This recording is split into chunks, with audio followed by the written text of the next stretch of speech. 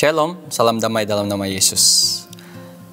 Apakah umat Tuhan dipersalahkan karena berbagai-bagai bencana yang berlaku ketika ini? Ataupun apakah Tuhan penyebab bencana-bencana yang terjadi ketika ini?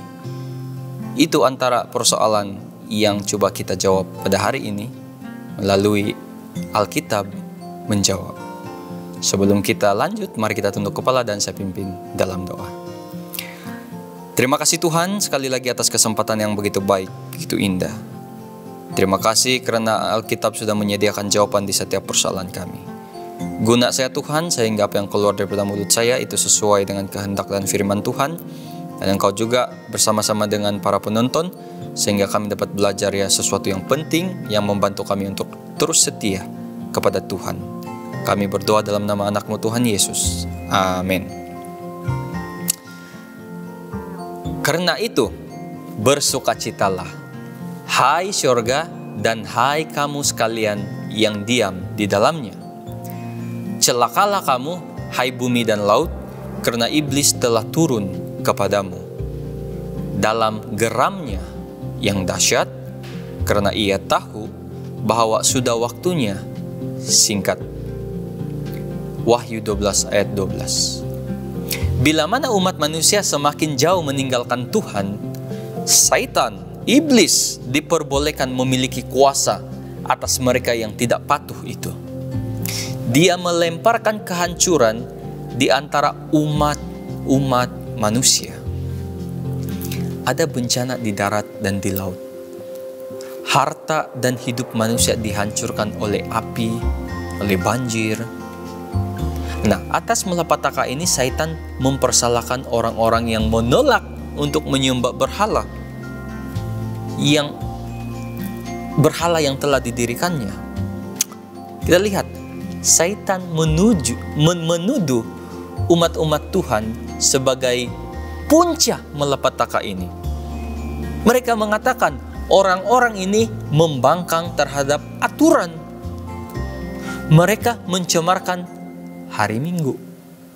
Seandainya mereka dipaksa mematuhi hukum peribadahan hari Minggu, maka penghakiman yang mengerikan ini akan terhenti. Ini antara tuduhan-tuduhan yang berlaku. Bencana-bencana akan datang, yaitu bencana-bencana yang sangat mengerikan, yang sangat kita tidak mau berlaku. Muncul silih berganti, tukar-tukar itu bencana. Jika ada perhatian terhadap amaran-amaran yang Tuhan berikan, dan jika gereja bertobat kembali kepada kesetiaan, maka kota-kota yang lain dapat terhindar untuk sekian lama.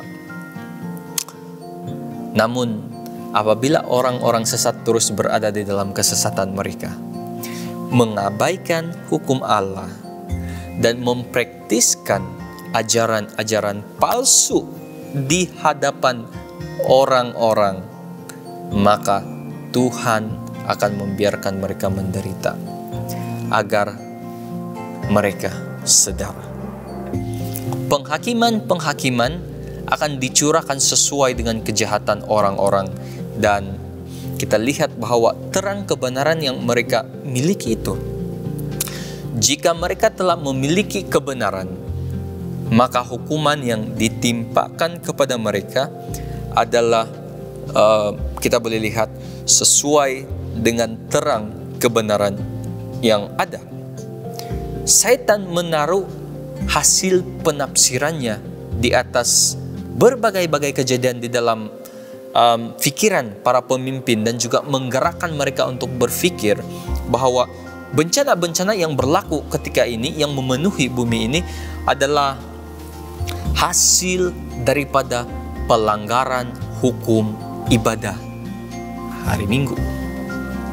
Sebagai hasil pemikiran untuk meredakan kemurkaan Tuhan, orang-orang yang berpengaruh ini membuat undang-undang yang memaksa pemeliharaan hari Minggu.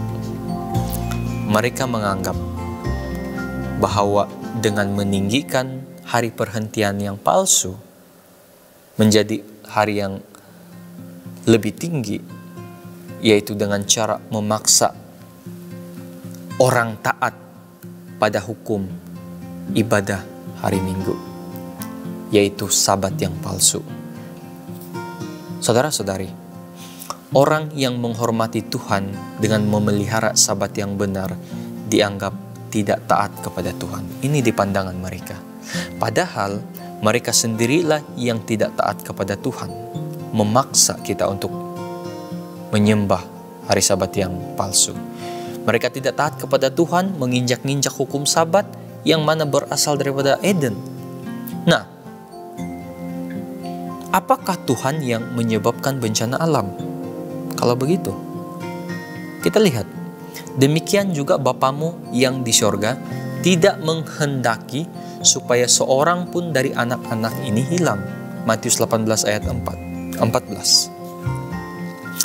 Logik kita lihat bahwa jika Tuhan itu maha kuasa, Dia harus bertanggung jawab atas segala sesuatu yang terjadi di planet kita, bukan? Tetapi ada bahagian yang hilang yang tidak boleh kita abaikan. Kebenaran dan juga kejahatan. Ia ada di dalam dunia kita. Ada bunga, ada duri. Udara segar, ada yang udara tercemar. Ada cinta, ada kebencian. Mengapa? Iblis dulu yang bernama Lucifer, makhluk yang berdiri di dekat takhta Tuhan.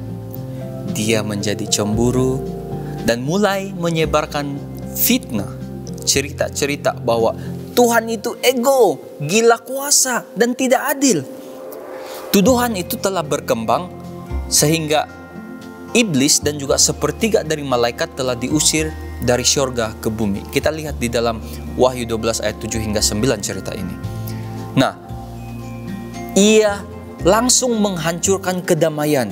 Iblis menciptakan kebingungan dan ketakutan di setiap hati makhluk lain. Tuhan mengizinkan setan untuk bermain dengan ide-ide dia di hadapan alam semesta yang taat dan juga menjadikannya musuh Tuhan. Setelah Adam dan Hawa berdosa, dunia mulai berubah. Kejadian 3 ayat 17. Musuh diizinkan menyentuh planet kita dan membawa kehancuran melalui gempa bumi, taufan, kebakaran, dan banjir. Menjelang akhir zaman, Tuhan membuatkan berbagai peristiwa ini. Dia akan pertingkatkan peristiwa ini. Dicatat dalam Matius 24 ayat 8. Tetapi tidak bermaksud Tuhan meninggalkan umatnya. Ketika Khalik itu datang, Dia membawa apa? Kesembuhan dan harapan. Anak manusia tidak datang untuk menghancurkan hidup manusia, tetapi untuk menyelamatkan mereka. Lukas 9 ayat 56. Untuk mempertanyakan ataupun menyalahkan orang, Dia pernah berkata, banyak perbuatan baik yang telah aku tunjukkan kepadamu dari Bapakku.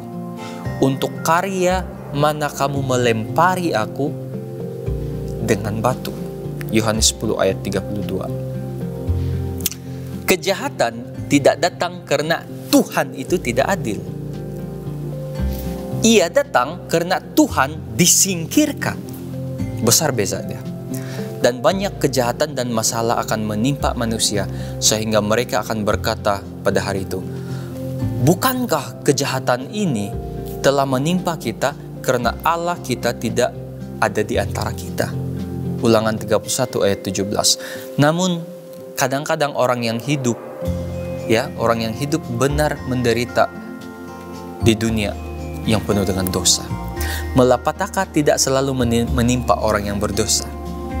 Kristus lebih daripada sekali memberitahu mengenai ajaran palsu itu. Lihat Lukas 13 ayat 1 hingga 5. Malapetaka tidak akan berlangsung selama-lamanya. Kristus berjanji akan datang untuk mengakhiri semua bencana ini. Amin. Jadi saudara-saudari, persoalannya yang kita lihat tadi, umat Allah tidak harus dipersalahkan karena berlakunya bencana di dalam dunia kita. Dan juga Tuhan bukanlah penyebab kepada bencana alam. Ia berlaku ataupun kesengsaraan itu, bencana-bencana itu, penderitaan itu berlaku karena Tuhan disingkirkan.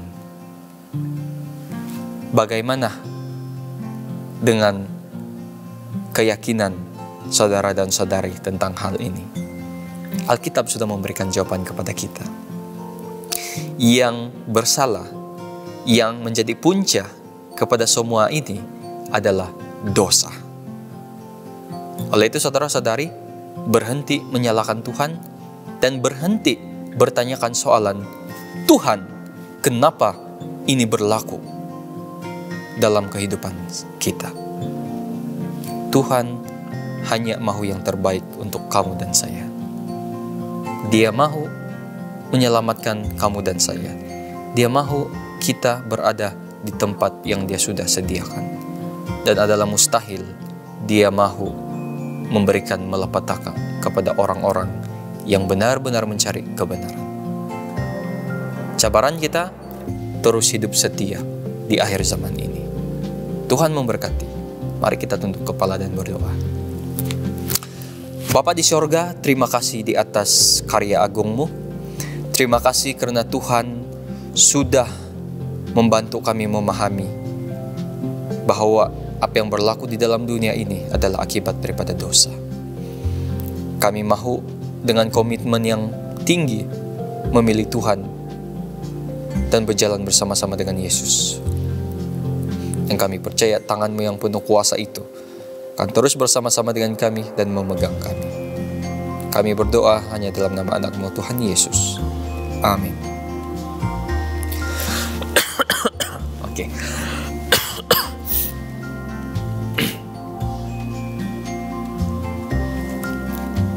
Oke.